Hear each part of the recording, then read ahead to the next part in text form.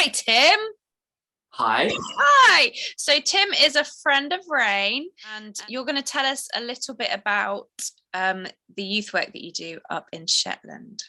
Yes. Yes. So can you just tell us a little bit about why you were in Shetland in the first place? Sure. So to keep a long story very brief, my wife and I, our youth pastor when we were younger, he moved up to Shetland to take over as lead pastor of a church.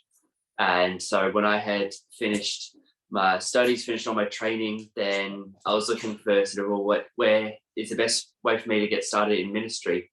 And so after a year or so of just praying and waiting on the right opportunity to come and God to open the right door, the pastor that we're under now, he got in contact and said, "Hey, how do you feel about coming to Shetland?" Our first response was, "Nah, not really vibing it." But actually, the more we prayed about it, we just felt God was drawing us here. So he came up to visit, have a bit of a look, and just fell in love with the place, like just Shetland itself, but also just the people. And so we came to visit, and then I think it was 5 weeks later, just after Christmas, we moved up to Shetland and basically packed everything up and jumped on a boat. And that Yeah. was that. Okay. So what were your expectations going into that of what the youth work would look like for you up there? We were coming into a youth ministry that was already there, already had a bit of a structure, a bit of a program, and some decent numbers. So I wasn't coming into a situation where I had to build a ministry from scratch. It was kind of, how can we take it to the next level, especially in terms of spiritually? How can we help? I guess discipleship was a key focus for us. Yeah. And so expectations, I don't know really what they were Mhm. for myself, but it was, I guess, coming in, we were expected, right, let's take what we've got and let's just build upon it. Yeah. But we didn't really get much of an opportunity to do that. So what happened when COVID hit? What did you guys do? Yeah, so I think we had about 6 weeks of youth, and then we got put into lockdown. So for us, actually, it was a real challenge to start with, because we hadn't had much of a chance to build a relationship with the young people. So we quickly tried to adjust and do everything on Zoom and online like everyone else did. I think, like a lot of people, we quickly found that actually, while Zoom worked well for church, it wasn't working for youth. So we're sort of trying to adapt. And so, we did a few different things. Like we do little devotional videos we'd send out a couple of times a week. We end up doing like TikTok challenges with our youth, but all this kind of stuff. And it was really trying to figure out, well, how do we actually build relationship with these young people online when we can't meet them in person? Because we felt you can't be jumping right into heavy discipleship when you actually don't have that connection with them. So it's like, well, how do we go back to basics with them when we can't meet face to face, when we can't go out for coffee, all that kind of stuff?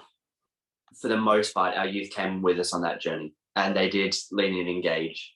And we figured out what worked best and other things, but we actually found that from when we went into lockdown, from like our last week of running in-person youth to sort of 4 months later, our numbers had actually grown. We'd had more youth connect with us than we'd had when we first arrived in Shetland, which was amazing to see. And I think it was just because at that time, the young people were looking for any kind of connection in anything, with it being so strict a lockdown. But it was awesome to just have all these new people connecting in, and it was a bit weird that some of these young people we had never actually met in person. It was just purely online, just seeing their face through Zoom, that we were connected with them. And you didn't become TikTok famous? Nope, thankfully. What happened after lockdown and when you started to open your doors again? For us, it's when we were coming out of it, one of the issues we faced was we don't have our own church building at the moment. We're in the process of getting that, but we use local community halls. We rent them out for our church, for our youth programs and everything we do. And so actually, whilst we as a youth ministry and as a church were able to start meeting together, the local halls were still having their own restrictions where they weren't letting groups come in. So we had the ability to now meet in person, but know where we could actually meet. So what we end up doing is, this is about sort of what May time that we started doing beach hangouts. Cool. Which a beach in Shetland, even in May, is still not warm by my Australian standards.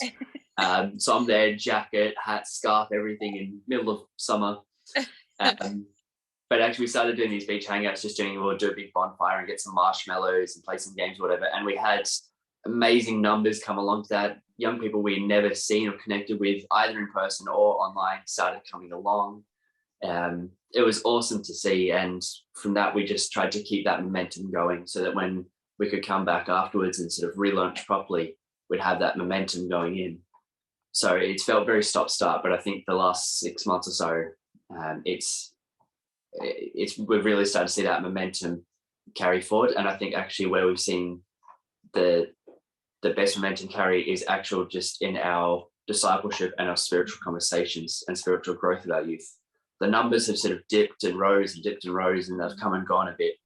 But actually the spiritual maturity of our youth over the last couple of years through this lockdown, we're actually now seeing how much they've grown through it, how much closer they've got to Jesus. And it's awesome to see. And it's great for us as a team sort of going, well, how do we now take that next step?